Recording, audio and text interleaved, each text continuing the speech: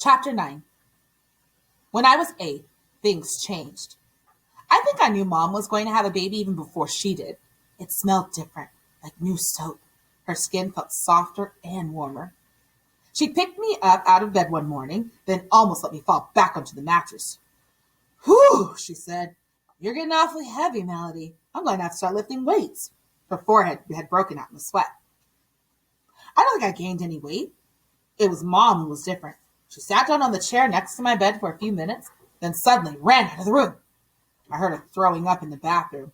She came back a few minutes later, looking pale. Her breath smelled like mouthwash. I must have eaten something funky, she mumbled as she got me dressed.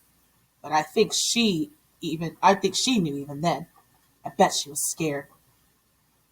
When Mom finally figured it out, she sat down with me to break the news.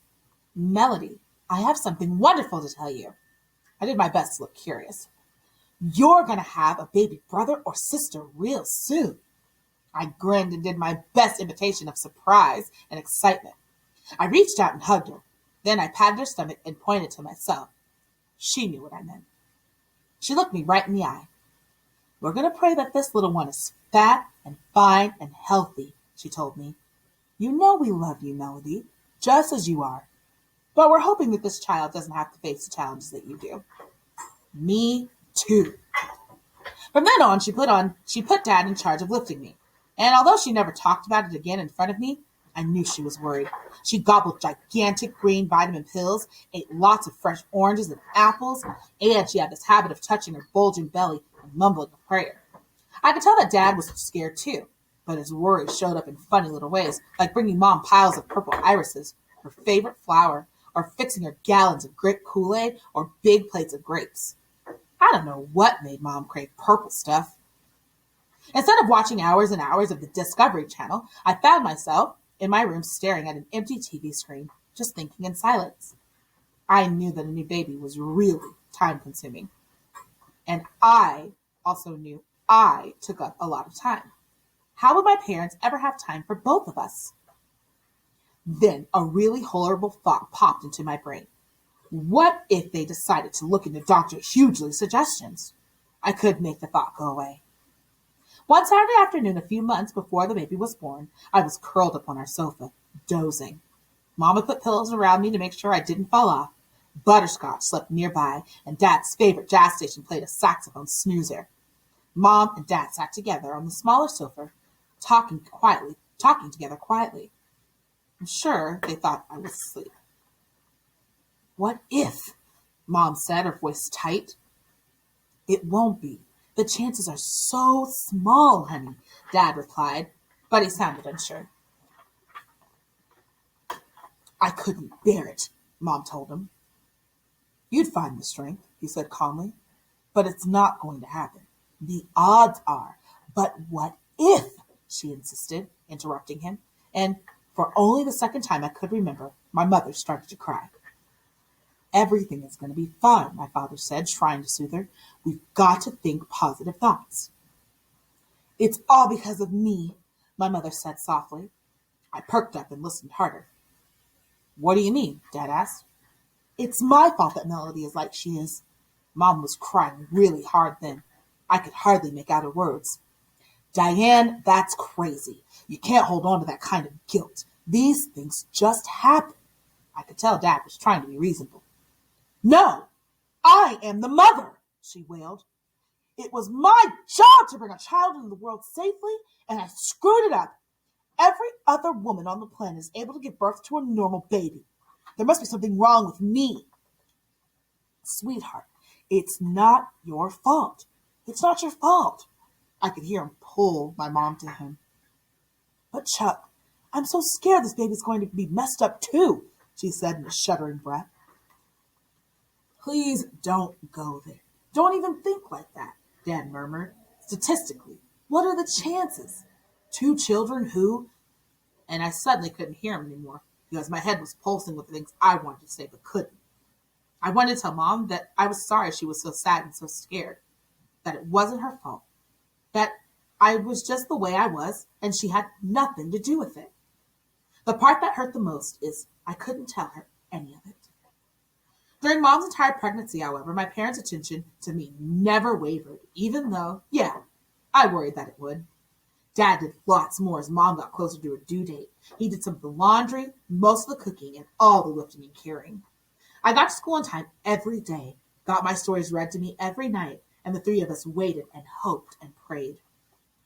But Penny was born perfect and copper bright, just like her name.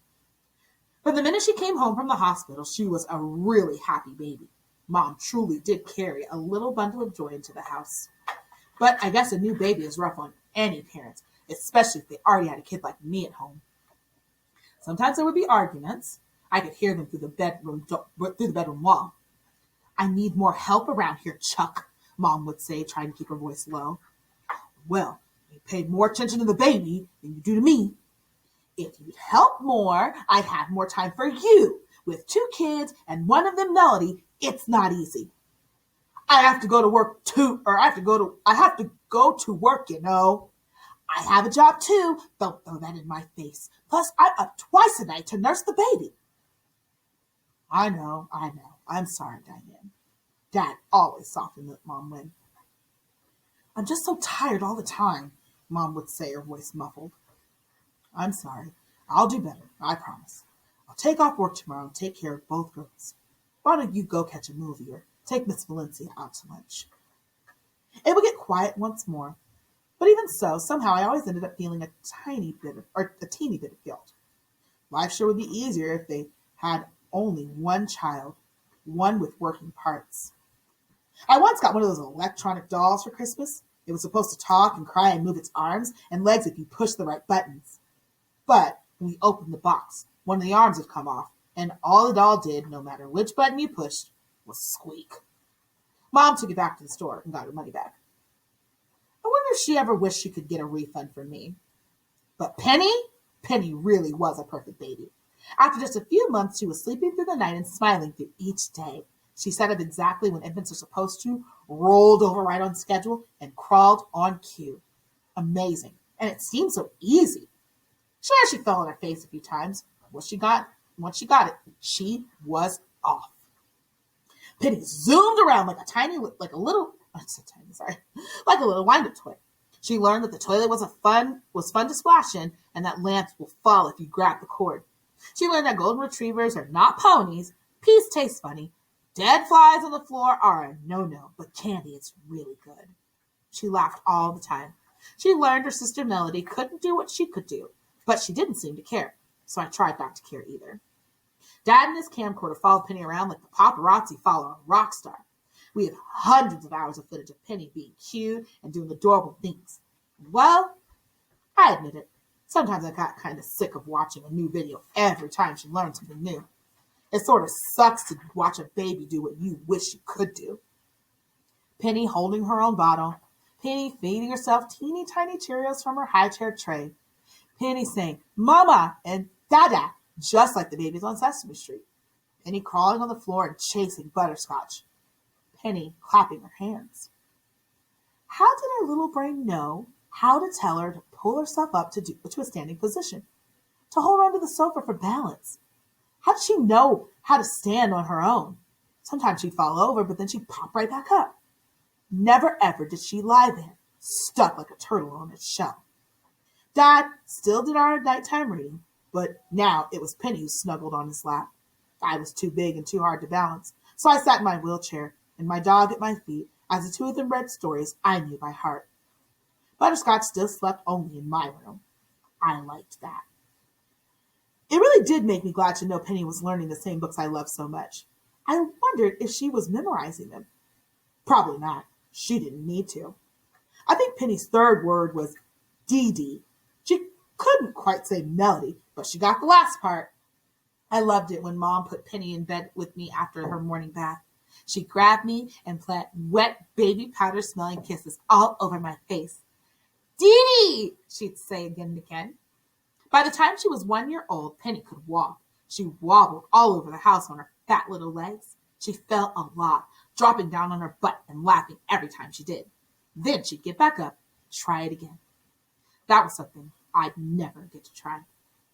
With 2 kids in the house, our family routines changed. It took twice as long to get everybody ready each morning.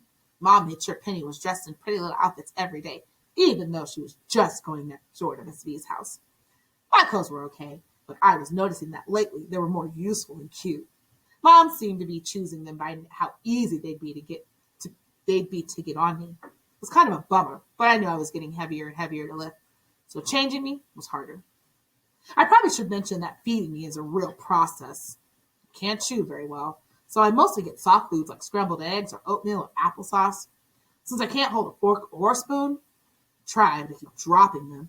Someone has to place the food in my mouth, one spoonful at a time. It's slow. Spoon, slurp, swallow. Spoon, slurp, swallow. Lots of food falls on the floor. Butterscotch likes that. She's like a canine vacuum cleaner. Drinking stuff is hard for me too. I can't hold a glass and I can't sip from a straw, so somebody has to very carefully hold a cup to my lips and tip a little bit of liquid into my mouth so I can swallow. Too much and I choke and cough, and we have to start all over. It takes a long time to get a meal in me. I hate the whole process, obviously. Some mornings were really stressful. Chuck, can you bring me Melody's pink shirt from the clean clothes basket? She spilled juice all over her shirt, Mom yelled up the stairs. Didn't you put a bib on her, Diane? Dad yelled back. You know she makes a mess. Why don't you wait to dress her after she eats? So you want me to feed her naked? Just bring the shirt, Mom snapped. And a diaper for Penny. She's got a stinker. She's 2. Isn't she old enough to be potty trained? Dad asked, coming downstairs with a blue shirt I had outgrown in one hand and a diaper in the other. Right. I'll get to the potty training tonight, on the 25th hour of my day. Dad picked Penny up. Uh-oh, that's a bad one, he said, his nose scrunched up. Did you give her sweet potatoes again last night? I thought we stopped giving her those because they always give her the runs. Well, if you had gone to the grocery store like I asked, I could have given her something different. And that shirt is blue, not pink, and too small for Melody. Mom stormed out of the kitchen and up the stairs. Sorry, girls, he said to us. He whistled softly while he cleaned Penny up, threatening to call the hazmat team. That was funny. Then he finished feeding me breakfast, not caring that my oatmeal was getting all over the juice-stained shirt. Why not? Might as well make a real mess and make it worth all the stress, he said with a laugh. I smiled at him and smeared oatmeal on my tray. Mom came back down with fresh makeup and a freshly painted on smile, her hair done, and with my pink shirt. She and Dad hugged in the kitchen. Both took a deep breath, and we actually made it out of the house on time. We had lots of days like that. All right.